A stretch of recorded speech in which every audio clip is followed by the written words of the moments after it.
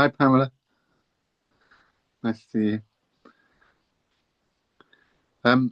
Well, today I've got a lovely. Jane, you've hopefully read it and you've seen. I'm going to take people on a lovely walk from the land of the world that we know or that we've known to where we're going, really. And I'm saying that with confidence because um, the old ways aren't staying the same. They're all crumbling, so they're all changing. So I'll wait till a few more people jump on, and then I'll kind of launch into that. It's not a tirade. I'll launch into that colourful description of of what we're bringing in, and where we're going, sort of thing. And there's a few other little kind of bits as well I've written out. So hopefully we'll get through all of them and we'll get to say hello to everyone. But I think this is a really good opportunity. We're doing really good work. We're sort of describing the landscape of what holistic life is all about. So I think it's important for people to understand that, because it's just words and kind of like terms and stuff that people don't know if they're kind of very much in mainstream. So in a way, kind of describing what holistic landscape looks like will help people to not fear it, to embrace it, to kind of understand it a bit more, and to know whether that's the direction they want to go in. So it's not a kind of like I'm not trying to persuade anyone or force anyone into this, because it doesn't work like that. It's more about describing kind of the realm or the landscape that we're in. People who are in, I'm reluctant to say 3D and 5D because everyone kind of goes that route, but in some ways it's a good way of describing things, because you realize that holistic lifestyle is a lot more kind of higher frequency, a lot more expanded consciousness, a lot more conscientious, present people who are bringing their presence to the now, sort of thing. Anyway, we've got some more people joining, so that's good. Yeah, basically, so I'll kick it off with the subject today, which is basically looking at the holistic landscape and a holistic approach. Jane, I take it you've attached the document, please. Yeah, I've just added it. Great, thank you. So what I'll do is, I obviously don't expect you guys to read through it while I'm on the call, but I'll give a kind of précis of what it is. So where are we coming from and where are we going to? We're coming out of the age of control and manipulation, basically, and that's been going for thousands and thousands of years. And there's enough people on a collective soul level, on a collective knowledge on their soul paths, to be awakening out of that sort of matrix slavery system, or that illusion, if you like. So we're coming out of the age of control and manipulation, and we're going into what some would call the golden age, although I kind of don't want to describe it as that. In some ways I want to describe it as coming into abundance, because that's more appropriate, rather than sort of having a sort of title that is very sort of vague. So we're coming out of lack mentality and scarcity, and we're coming into abundance, and I'll kind of explain why as we go along. And people are really sort of with the holistic lifestyle, people are coming to their own self-realizations. They're kind of saying, oh, this is not really the lifestyle that I want, or the society or the culture that's kind of helping me to thrive, sort of thing. And they're kind of there are steps that can be taken to change your situation, to bring much more abundance and happiness and joy and peace into your lives. But it depends on you, the individual, to make those choices. Um, so when I was thinking about this, I was thinking, really, how do we explain how you help people in the holistic lifestyle? Well, there's lots of people coming out of that sort of 3D matrix slavery system, which we all grow up in through, schooling, education, academia. We're all conditioned to some extent and programmed with how the state or that current culture wants to program us as young children. And we're sort of isolated off from our parents as well as part of that state education, that sort of statecraft of manipulation and hypnotism, effectively. So we're so there are so society is kind of toxic, really. It's built upon conflict, it's built upon war, it's built upon competition, and really, so there are sort of two main aspects about our mainstream Western societies. They pollute the mind first of all, and then they pollute the body. So there's the sort of physical aspect, and then there's the sort of psychological mind aspect to this. And what you find is that most people who are sort of still stuck in the illusion that they've been brought up in, or the culture or the perception that they see of that world, that limited construct that they've been taught, they are full of toxins. They're full of, a typical 3D person, basically. They want to stay indoors. They want to play around on digital products. They're kind of materialistic. They're sort of binary minded. It's either black or white. There's no kind of nuance. They want work weird shift hours because flexible pay and things like that, and not very well paid jobs. So they're stressed and overworked. They have very little aspiration. They hardly have a social life. They dislike people, if anything. They want to stay indoors and not be sociable. They wear fake fabrics. They have processed foods and drinks, and they dye their hair. They have tattoos and piercings, and they consume toxic products. So they'll be putting toxic products on their skin. They'll be using toxic products like cars, electric cars, getting microwaves, etc. So they'll be using toxic products as well.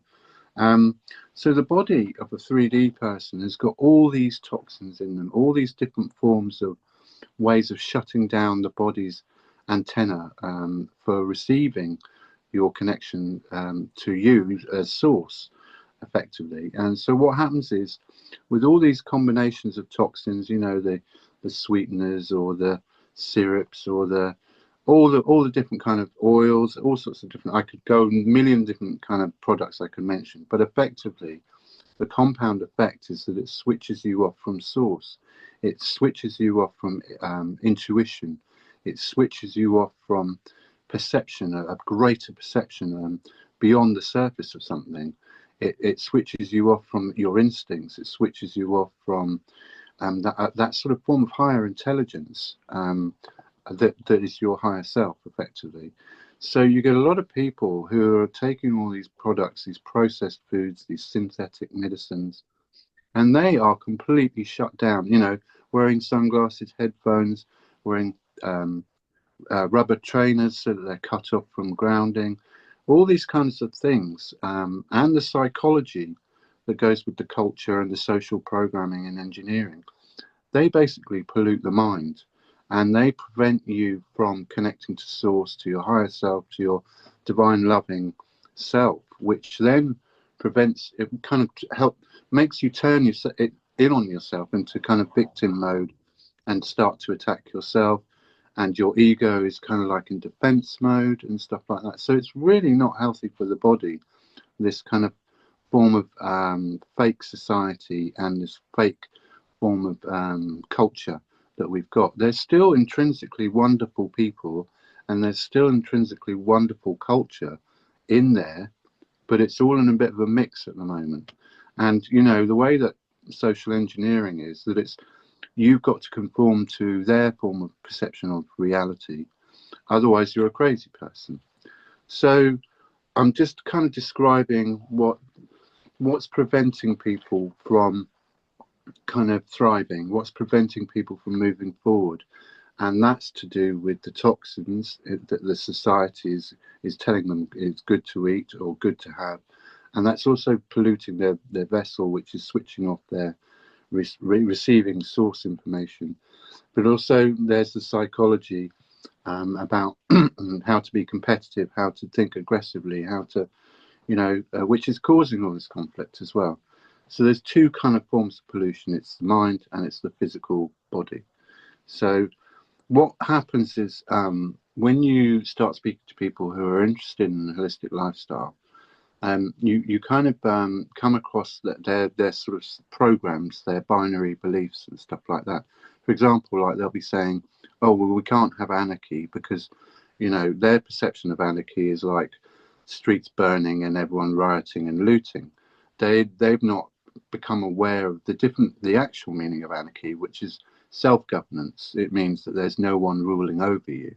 And that's kind of like a kind of prerequisite of holistic life, really, that we're helping people to become independent, free thinking, to get clear all those kind of programmed thinking perceptions and limited kind of self-sabotage kind of algorithms that people are running. And also kind of not only that, we're kind of in that when you kind of help someone to, when you support someone in a loving, kind way, it's a kind of like breath of fresh air. It's like they can start pausing and relaxing and start looking at themselves and start kind of psychoanalyzing or introspecting about who they are, what they want, what's causing them to suffer, how they can get rid of it, what are the obstacles, things like that.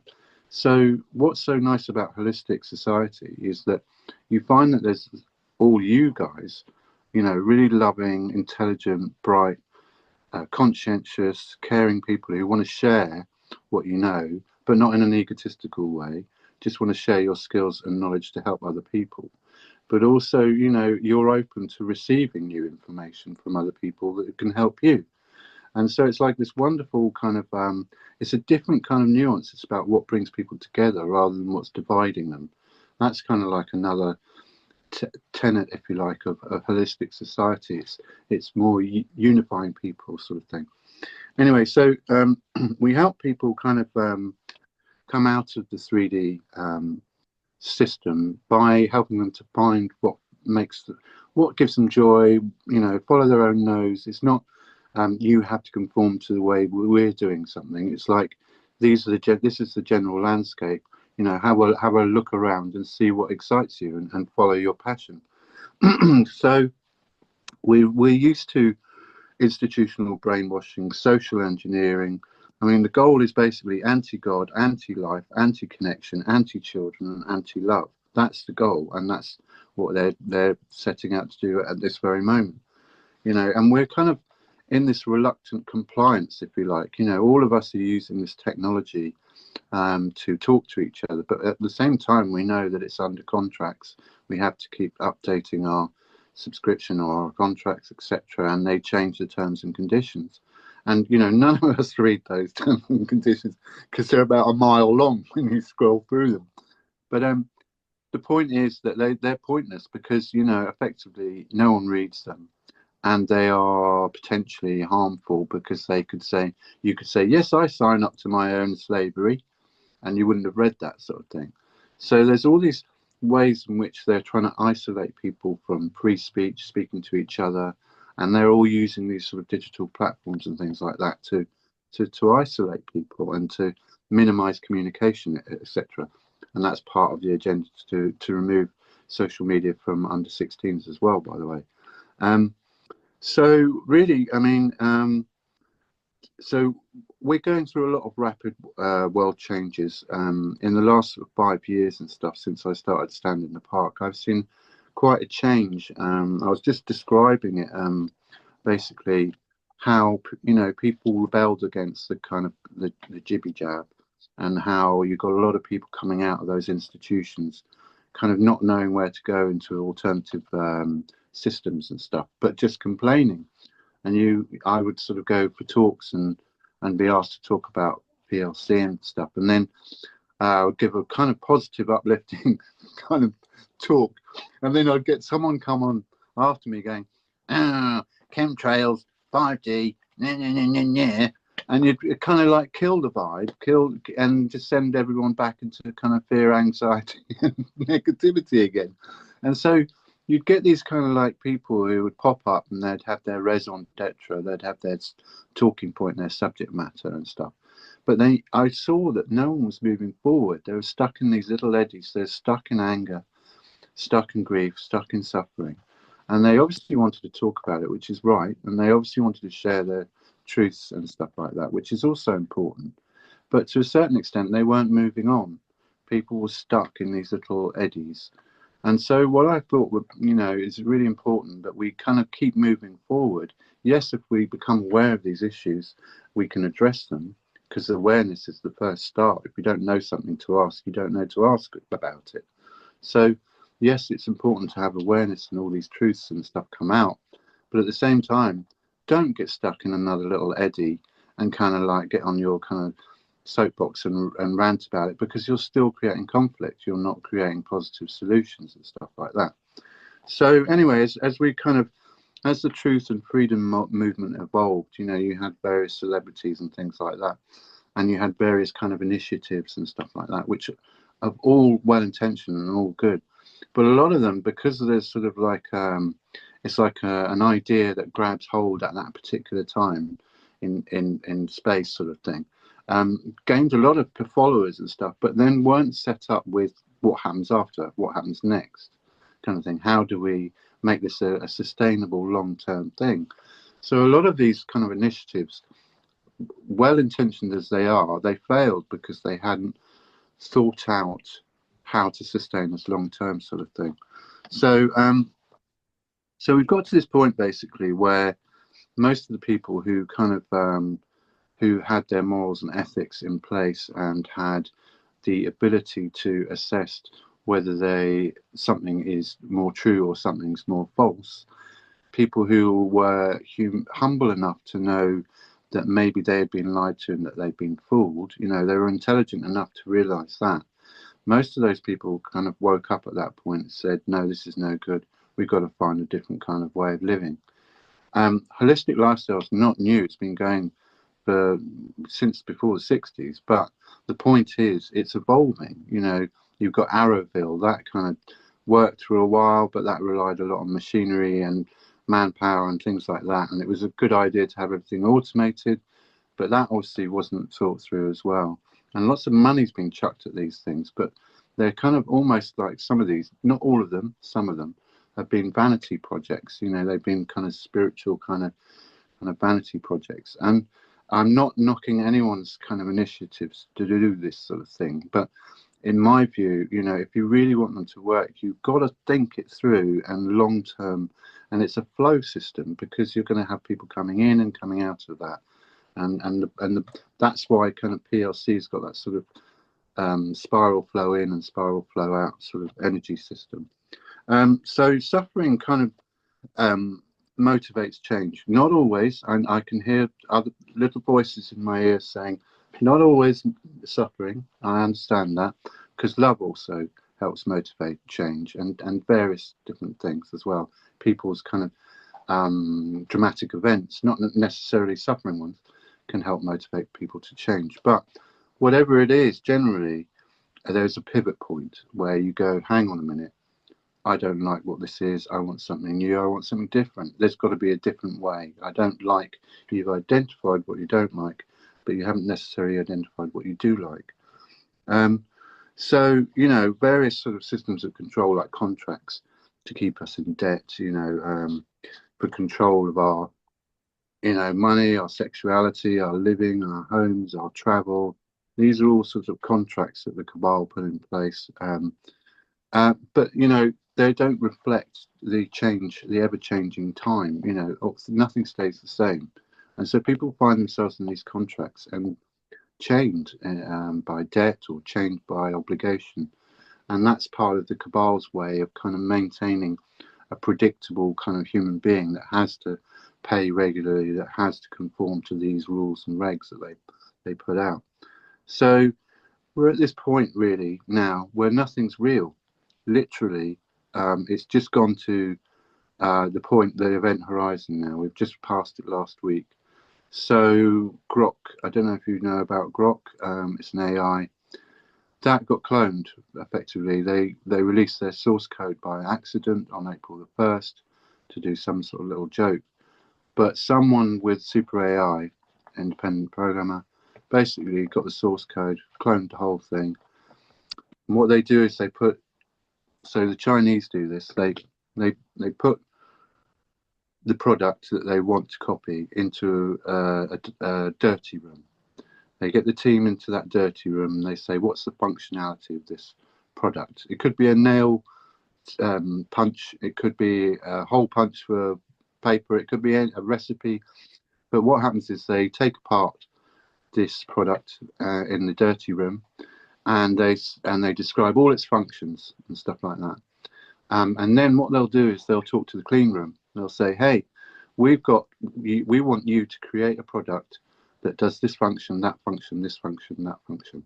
And effectively the clean room then can make a product without copyright issues, because what they've done is they stripped down the functionality and they stripped down all the kind of retaining copyright of that original company's product, and they've just cloned it basically. They've created something that does exactly the same sort of thing, but with slightly different mechanisms, etc. So now it's nothing, everything's up for grabs. Everything is clonable, everything is copyable. Nothing potentially on the screen is going to be real. There's still going to be authentic people and film and stuff, but the potential there is to mimic everything, to copy everything, and it's really this can't survive. You see, because even art they're trying to copy and stuff like that, but effectively they are just mimicking. They're just mimicking. They're not substantial. They're not come from a human mind. So we have to go through this process where AI then becomes more subservient to the human mind, because it's known that the human mind is more superior and will always be. So no matter how fast that they process, they cannot compete with the organic human divine being and that mind, because it's the whole of the universe.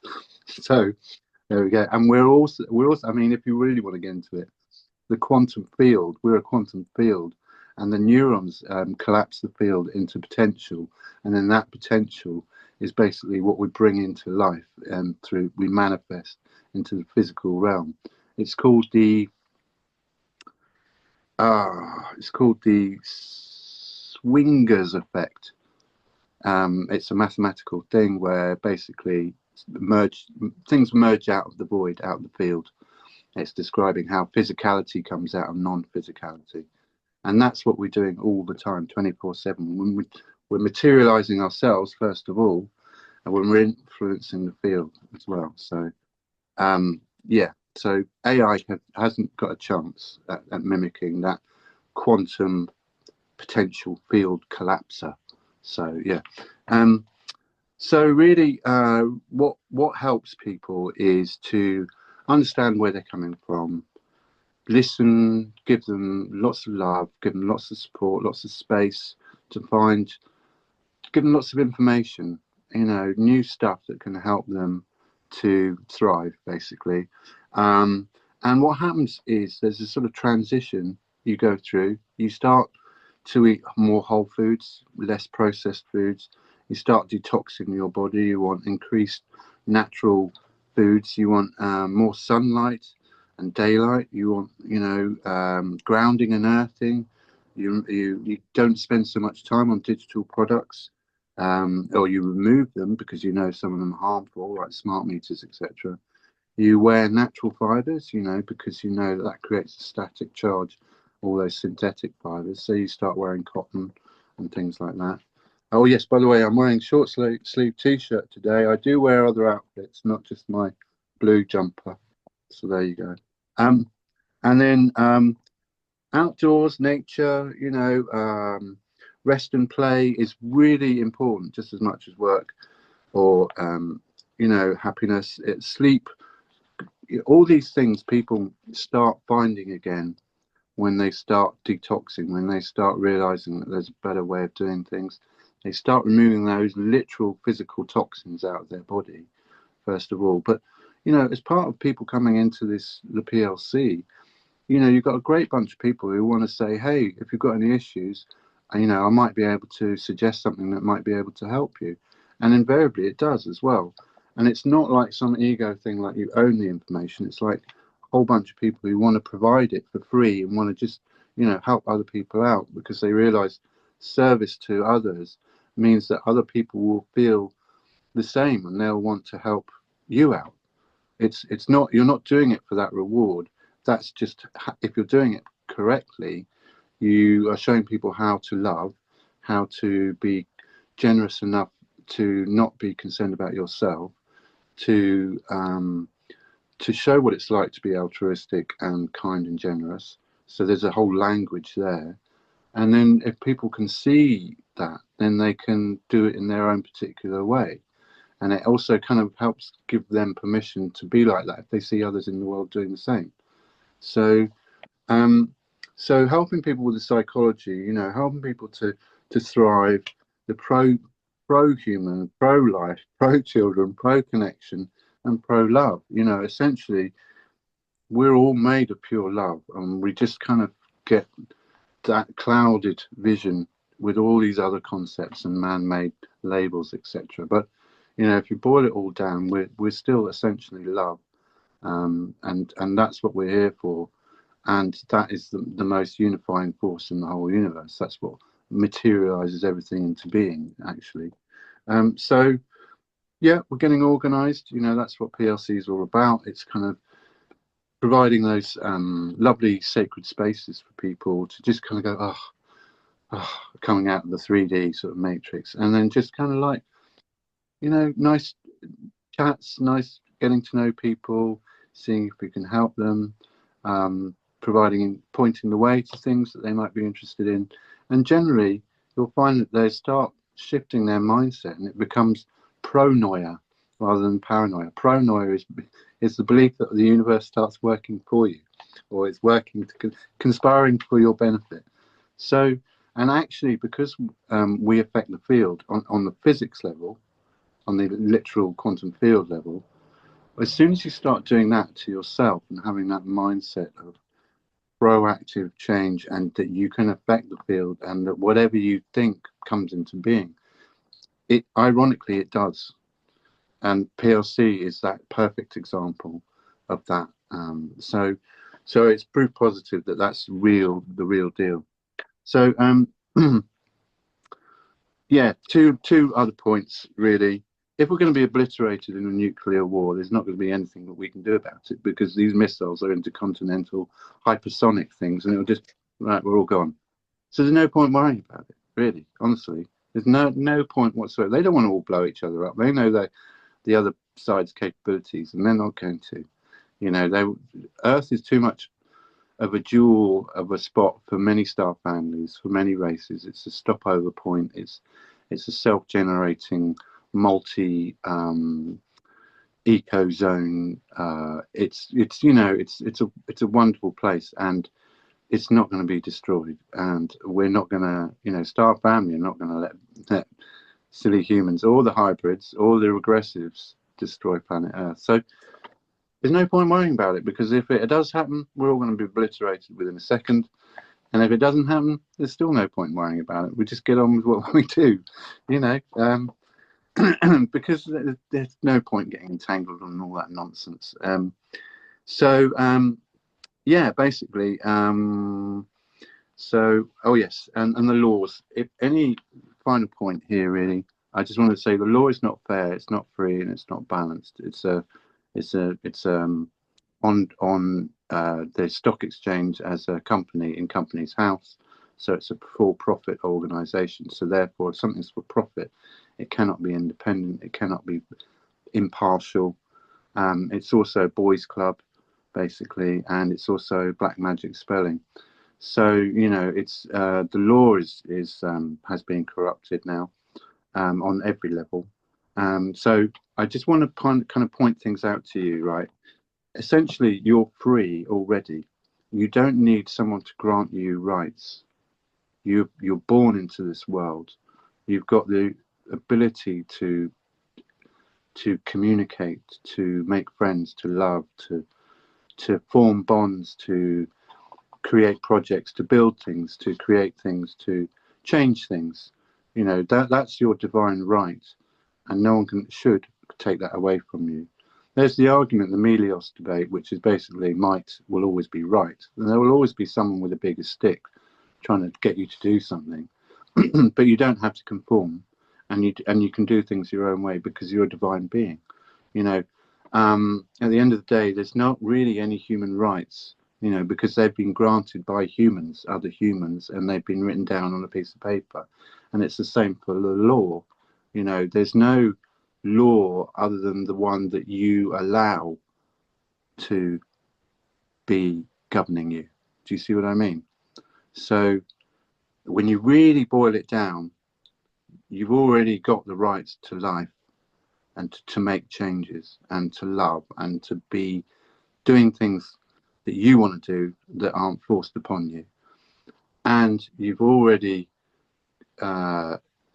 you've already got those inalienable rights to life, liberty, freedom, you know, and the pursuit of happiness, as they say. That's already built in from birth, and it doesn't matter how many cabal sticks, thingies, coercion of the mind, poisons, you've still got those rights.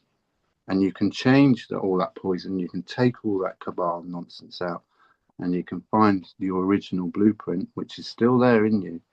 And that is what the holistic lifestyle or landscape or ideas or communities are helping us to all do, to form and organize much more kind and efficient, sustainable systems that that help people to thrive.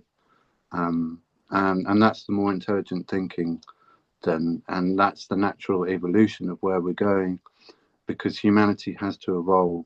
You know, once all these things have come about, we've got to address them, and the way we address them is by literally changing our own individual patterns and lives, and feeding the energy systems that we want, you know, that we think will work, that we think are much better.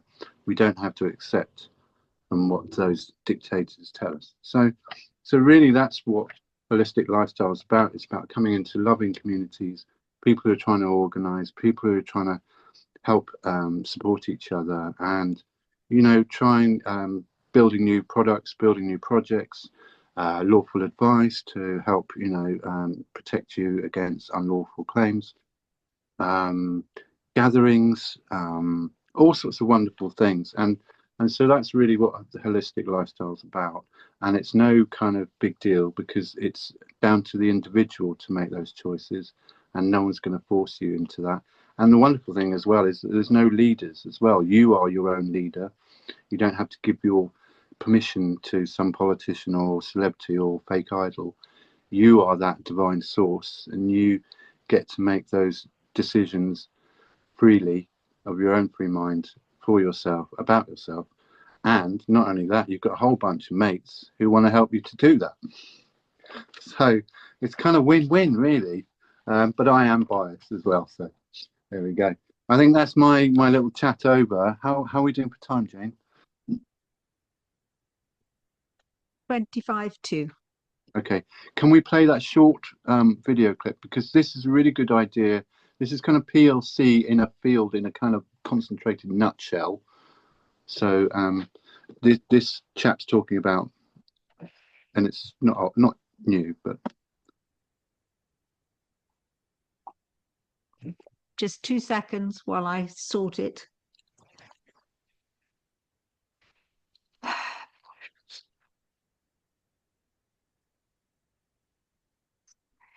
There we go.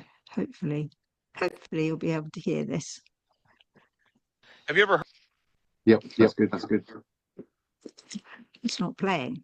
Oh, Heard of a Just family do it. compound where an extended family will buy a large piece of land and then all live on it together and build houses and have a little community together? That's what we're doing here, but it's more like a friend compound. I live in the shack here, but I don't actually own the land. My best friend Ian does. Friend John lives down there in that tent. It's actually my tent, but I let him use it while he's building his house. A good friend Ian, who owns the land, he lives down there. And eventually there will be more of us too. We still got a bunch of friends back in our hometown of Syracuse who want to come move here with us. And we're all just trying to escape the rat race, live a better, happier life, get rid of our debt, get rid of the consumerism in our lives. Ian totally could be charging us way more for rent for what he's doing for us, but he doesn't. He doesn't want to make money off of us. He just wants a fair share in the taxes he has to pay for the land. And we're happy to do that with him. We're not trying to make money off of each other. We're not trying to exploit one another. We're just trying to help each other out. To do that, I've been raising chickens and organic gardening. Down there are the solar panels that me and John both invested in. We split the cost for the most part, and he uses the solar panels, and I also have the power running up to my shack. This is Ian's barn, which he lets me and John use for our projects. I'm over here a lot of the time building stuff because I don't really have the space or the power to do so over at my place. Ian and his parents want to make this a little art area, so I donated all my art supplies here. Over inside this tent is where I keep all my 3D printing stuff. Again, I don't have the space or the power to do this over at my place, so Ian lets me do it here, and he has access to the printer as well. I help out Ian's family all the time. I helped him build this chicken coop for all his chickens. And you know what? I would be miserable if I was here alone and it was just me in the middle of the woods by myself. I am so happy to have my friends living on the same property as me. I am so blessed that every single day I get to see my friends, and I just love it. Do drugs, drive fast, leave the Matrix. Have you ever heard of a family I didn't know he said that at the end, but you know, that's a perfect example of kind of like PLC. You know, all of you guys are those friends of his or friends of mine, and the world is that field. You know, if you can get together a bunch of people in your local community who all want to help each other out collectively, you're kind of multiplying your resources, you're multiplying you're halving your efforts as well, sort of thing. So, you know, getting people together locally and combining your resources where you're not profiting off each other, but you're sharing to build something greater is pretty much the PLC ethos. So I love what that chap's doing. He's you know, got a whole bunch of people who aren't interested in you know, getting advantage on others, and they realize the sort of collective power of working together. And really that's what positive living communities is all about. You know, we're up to I think it's over £2,300 now for the community pot, and that's to go to everyone. You know, that's the collective energy that's going to buy the land and the hub and get 24/7 help to people. So this is kind of where we're going into the future, where you're getting collective groups of people who are helping each other out without wanting any kind of thing in return, because they know that they're getting something out of it in return by helping someone out, and they're sharing their resources, and then that helps people to generate more abundance and then create more resources and become more organized as well in the process. So I just kind of wanted to give you that little bit of that little clip because I thought it was really sweet, and it was kind of a way of describing PLC in a kind of in a nutshell, in a sort of way. So yeah, so shall we quickly zip round to everyone and say hello. Hello Jane, you're top left today. How are you? How's your week? Busy in the garden, enjoying the sunshine. Yep, it's been a good week. Not a lot to share other than just been busy out there. Okay, good stuff. Growing things. Hi Pamela, how are you? How's your week? Hello.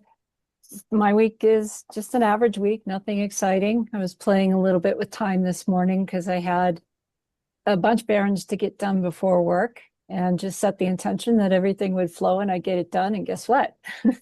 No lines, green lights, everything just flew. And I had to, you know, I keep forgetting to do that a lot of the time. You know, you look at the clock and you say, I've got an hour and I've got, you know, 4 errands to do. How am I going to get that done? And if you just set the intention instead and just be relaxed about it, you'd be surprised. It's so right. I do that all the time. I get a little anxious moment. I'm like, oh no, this, and this. And I just go, no, just cruise, just relax. It's going to all flow. And it does, literally 99 times out of 100. Yeah. Good Pretty stuff. cool. It's just got to remember to do it. Yeah. You know? Thanks, Pamela. Hi, Paul. How you doing? You about?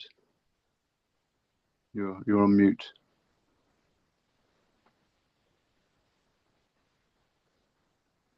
You don't have to chat if you don't want to. By the way, it's cool. We're all okay. There we go. Sorry, Oh. sorry, there, man. Yeah, How you doing? You all right? I'm all right. Yes, sorry, I know I haven't been on here before, so Good to it's see you. it's nice to see you. And yeah, things are really resonating there for us at the moment. So yeah, really interesting. Good. Have you had a good week? Yeah, just great being out in the sun. Actually, to be fair, like it was interesting what you were saying about that, about detoxing as well, sort of thing. It Coming really into does like help. yeah, coming into like Shilajit as well. Just started taking that as well, which is a great detoxer as well. Oh, And absolutely excellent. yeah, and it's just like what you were saying. Basically, it's things are coming together, but it's a strange world out there at the moment. Like you were saying, things seem to Totally. be like really twisted and sort of like, what can you believe now? Yeah, and people are just losing it. You know, the plot. I'm seeing sort of clips of people being arrested who've like naked and just gone mad. You know, roaming the streets and stuff. Or I'm seeing the changes in consumerism. You know, shopping malls are going empty because people aren't buying at stores anymore. So everything's going online. So there's lots of big changes going on at the moment. And if you kind of haven't got any kind of like firm foundation about what's real, you know, which a lot of people haven't, unfortunately, they are going to lose the plot. I mean, we've got a generation of children or young adults who don't know what life is like without the cell phone. You know, they don't know what it was like to be, you know, have a life without that. And then similarly now we're going to have a generations who won't know life without AI, what it was like before when things were more authentic and stuff like that. So we're going through sort of profound changes, and we kind of need to do that in some ways to bring all these issues to the surface so that they can then be brought to our awareness to address, to change something. So yeah, if you can all hold on in there while, for dear life, while it all changes, you know, and it's good that I've got you guys, because actually you ground me as well. It's nice to know that there are calm, loving, kind people in the world while all this craziness goes on. So yeah, thank you, Paul. Nice to see you again. Nice to chat to you. Shareva, how are you? How's your week? Good, yes, good. I have no nothing to share. Okay. I'm sorry. Fine, you don't have to. It's cool. Okay. Good. Okay. Well, there we go. Christine, hi. How are you? Hi. Yeah, I'm good. I got lots to share. Oh, go for it. No, it's been a really good week, weather-wise, obviously. Things are happening with the bees. I haven't seen Simon. He's been down the land twice. First he came and he took one of the nukes away because he needed them for something or other. And then today he came in and he's brought loads more back in. But he had an accident and he killed one of his queens. Oh. So I think that's why he came and took the other stuff, because he wants to breed from that particular queen. So he's taken the eggs or whatever they are, to breed a load of queens off of that, because it's one that, well, I mean, he sent me a message about it, but yes, it was definitely what he wanted. And so he's kind of gutted, but I'll see him tomorrow and I'll get a update on all of that. The weather's been just gorgeous. So, and I actually washed my car today, and I washed the conservatory windows, and I thought, what's going on? I don't want spring cleaning. No, I don't want anything normal or they're normal. Well, mind you, you don't do it every Sunday. So, you know, I mean, you see those people who do that every Sunday. Yeah. And I I got in touch with a lady I haven't spoken to for a couple of years, and she came round today. She was on the call earlier, but her signal kept dropping. So Oh, okay. I sent her, firstly, I sent her the wrong link, and that's why she got on late. And then she said she's going to watch the replays and she'll be organised for the next fortnight. Oh, So okay. that was planned. Hello, Christine's friend for next time. Yeah. So, and also 2 days ago, I had another Facebook friend get in touch. I used to follow a guy called The Witness. I don't know if you know of him, Kim No, I don't. Christiansen, or Lakefoot Christiansen. He died a year ago, Oh, and I only ever knew him as The Witness, and he wrote a book which is so far out of who I am and what I am, and I don't know why it caught my attention. But the book's called Testimony of a Drug Lord Reborn. oh, okay. And I bought the book and I did read it. Fascinating story. Now, do you know of Jeremy Griffiths? No, I don't know. He's written the book Freedom. There's another Oh, one, okay. Jane. I know Jane, she's very quick on all of this. But Kim, he taught me a lot of stuff. Now, Jeremy Griffiths is a biologist who lives in Australia, I believe. And he wrote the book Freedom, and the full title is and it's to do with the World Transformational Movement. Oh, okay. And it's Freedom, the Cure of the Human Condition, which Okay. fits nicely in with what everything you've been talking about tonight and where we've been indoctrinated and everything.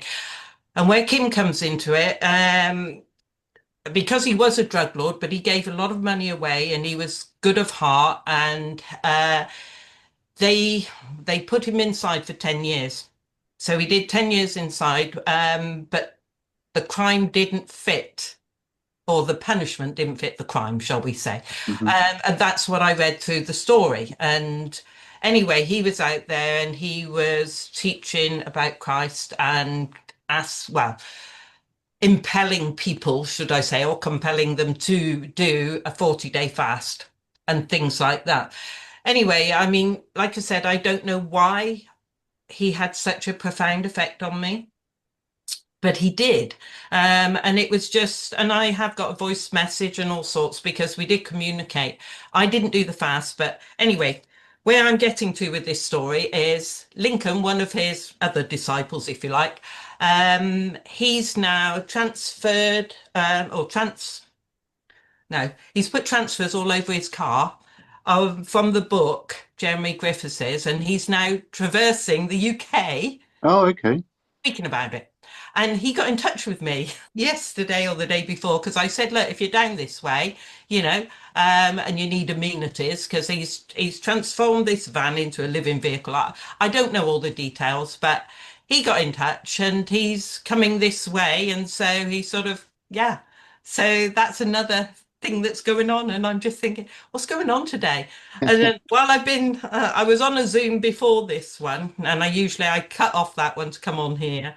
And I've got a friend texting. Pam was trying to sort out this stuff. She rang, somebody else rang, and it's all or nothing. And You're in your joy. oh, absolutely. That's essentially what's attracting all of it. You're finding your groove, and that's creating a gravity well, and that's resonating with people on your timeline, and they're just coming to you. And so that's perfect example of how finding your joy and being in that state just brings it all the abundance to you, sort of thing. So well, I'd like to know a bit more about what he says, and please feel free to ask him to join the call. That'd be nice to have. Yeah, Simon, I will do. It's just, I know it's a busy time. He's got a lot going on. Okay. We need to sort out, because the next thing I need to know, and I don't know if any of you guys have any info on it. I've got the book, The Bee Alchemy. Sorry, it's backwards. But I need to start getting in things so that we can do the venom, the bee venom. And he wants me to get all the the bits, the ingredients, shall we call it, for making our products. But I don't have a problem, and I understand what it says in the book, but then you start looking online and on site, and it's trying to get, we want organic, so you know, and we're trying to get the best, and then we're trying to get value for money. Well, I am with all of it, and I don't know what quantities either. So, but if anybody has any skills with making things like this, like your butters and your creams and your lip balms, and that's where I'm at. Okay, and I'm sure there will be actually, because there are people who make their own products, Yeah. and they're, you know, sort of healing products and stuff like that as well. So Yeah. yeah, good that you put the call out, and I will try and send some people to you as well that I Thank you. know who make them as well. So maybe that Yeah. in all that you'll find out how to best do it for you, sort of thing. Okay. Thanks, Thank you. Christine.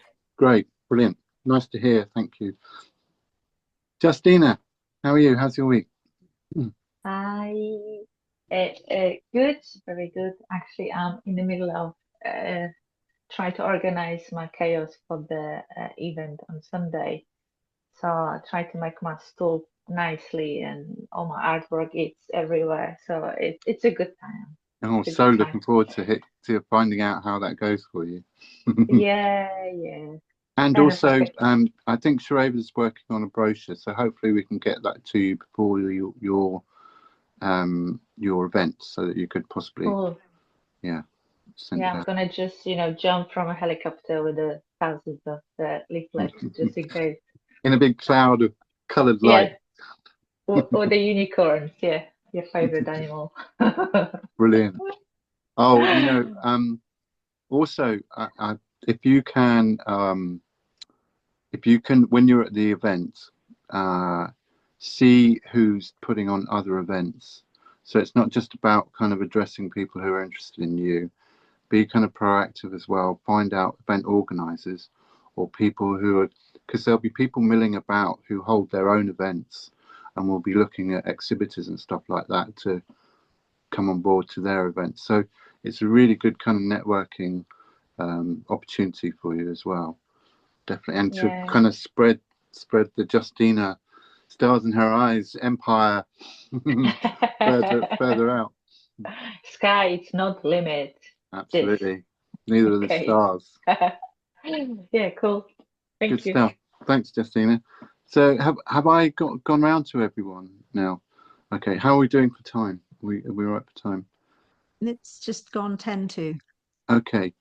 Well, is there anything else anyone kind of wants to talk about? I'm really kind of I'm happy that I've mapped out pretty much what holistic kind of life is about. It's about helping people shake off all that sort of programming, and then detoxing both mentally and physically, and then kind of like, helping them find their own passions and their own way, and just finding that abundance and that kind of authenticity in and that realness to life.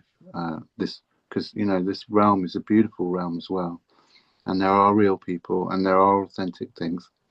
So yeah, that's really where PLC is going, and I know that it's going to grow, because the old system's falling apart now, and this kind of, it's not new, this holistic way. It's actually very ancient. Huddling around a campfire with nice food, nice company, a bit of music is still one of the most sacred, beautiful vibes that you can still have in this modern age, and so we've still got those values deep down. So it's just a case of bringing them back or remembering them, because they haven't really gone away, and just doing it kind of with a nod to the more modern age, in a sensible way, sort of thing, with lots of love. So yeah.